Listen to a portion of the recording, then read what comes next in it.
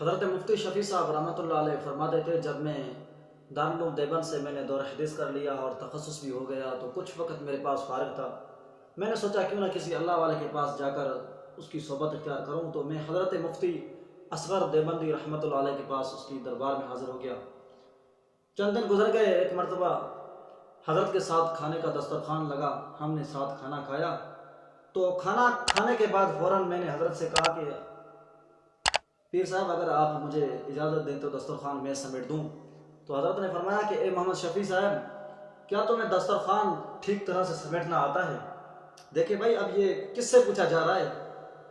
جو کہ عالم دین بھی ہے، دارالعلوم دیوبند سے جس کی فراغت ہے، تخصص بھی جس نے کر لیا ہے، اب اس کو کہا جا رہا ہے کہ تمہیں دسترخوان ٹھیک طرح سے سمیٹنا آتا ہے یا نہیں؟ حالانکہ دسترخوان اٹھانا کوئی بڑا کام تو نہیں تھا۔ حضرت مفتی شفیع صاحب نے کہا کہ حضرت میں نے سیکھا تو نہیں ہے، اگر آپ سکھا دیں گے تو یہ بڑی آپ کی کرم نوازی ہوگی۔ حضرت نے فرمایا کہ دیکھو مفتی شفیع صاحب، اس دسترخوان پر مختلف اشیاء پڑی ہوئی ہیں۔ یہاں پر کچھ روٹی کے بڑے بڑے ٹکڑے بھی پڑے ہوئے ہیں، سالن بھی بچا ہوا ہے، اور اس کے ساتھ ساتھ جو ہم نے فروٹ کھایا اس کے چھلکے وغیرہ بھی پڑے ہوئے ہیں۔ تو میں کیا کرتا ہوں، سب سے پہلے جو بچا ہوا سالن ہے وہ ایک ہی پلیٹ کے اندر ڈال دیتا ہوں، اور جو روٹی کے بڑے بڑے ٹکڑے ہیں وہ بھی میں اٹھا کر ایک الگ کونے میں رکھ دیتا ہوں۔ پھر وہ سالن اور روٹی کے ٹکڑے میں سیدھا اپنے گھر بھیج دیتا ہوں، کیونکہ یہ درگاہ کا کھانا ہے، بچا ہوا ہے، اس میں بڑی برکت ہے، مہمانوں کا کھانا کھایا ہوا تھا، یہ میں اپنے گھر بھیج دیتا ہوں، وہ کھاتے ہیں، استعمال ہو جاتا ہے۔ اب باقی جو چھوٹے چھوٹے ذرات ہیں، روٹی کے ٹکڑے ہیں جو استعمال میں بھی نہیں ہوتے، تو میں ان کو اٹھا کر ایک پلیٹ میں ڈال کر ایک کونے میں جا کر پھینک دیتا ہوں، وہاں پر کیڑے مکوڑے اللہ کی اور بھی مخلوقات ہیں تو وہ ان کی خوراک ہو جاتی۔ اب باقی کیا بچتا ہے، جو فروٹ ہم نے کھایا تھا اس کی کھالیں، ہڈے وغیرہ جو بچے ہوئے ہیں، تو وہ ہڈیاں ہم نے اٹھا کر ایک کچرے کے ڈھیر پر پھینک دیتے ہیں، وہاں پر کتے بلے وغیرہ آتے ہیں تو وہ ان کی خوراک ہو جاتی ہے۔ پھر ہم دسترخوان کو اسی طرح سمیٹ دیتے ہیں۔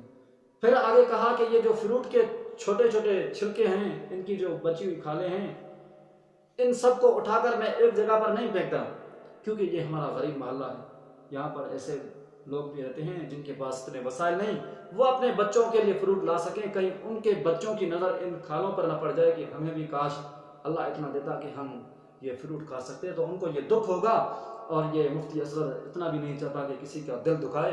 تو میں ان کھالوں کو اٹھاتا ہوں، ایک کھال ایک گلی میں پھینکتا ہوں، دوسری کھال آگے جا کر کسی اور گلی میں پھینکتا ہوں، پھر تیسری کھال کو اٹھا کر آگے کہیں جا کر پھینکتا ہوں، تاکہ کسی کو یہ پتہ نہ چلے کہ یہاں پر کسی نے بھی اس محلے کے اندر فروٹ کھایا ہے۔ دیکھیں بھائی، اللہ والوں کی کتنی بڑی نظر تھی۔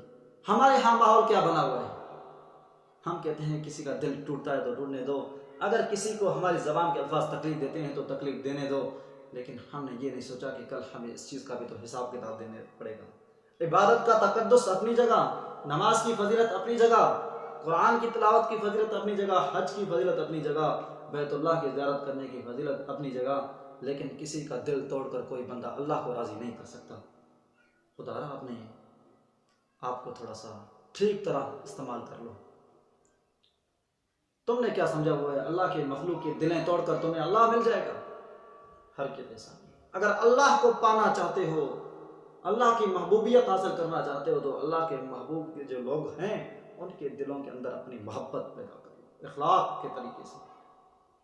دنیا میں اور بھی عبادات ہیں، لیکن اخلاق بھی ایک سب سے اعلیٰ عبادت ہے۔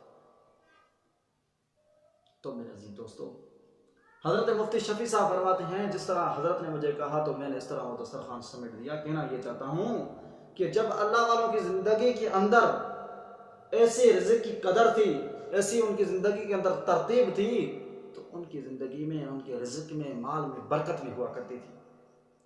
اگر اس زمانے کے اندر ایک دسترخوان پر 2 روٹیاں پڑی ہوئی ہوتی تھیں تو 10 آدمی کھانا کھا کر سیر کر جاتے تھے، پھر بھی ان 2 روٹیوں کا کچھ حصہ بچا ہوا پڑا ہوتا تھا۔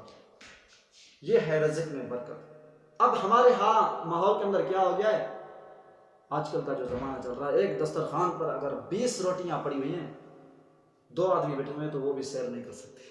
کیا بھائی، ایک آدمی 20 روٹیاں کھا جاتا ہے، دوسرا دیکھتا رہتا ہے کہ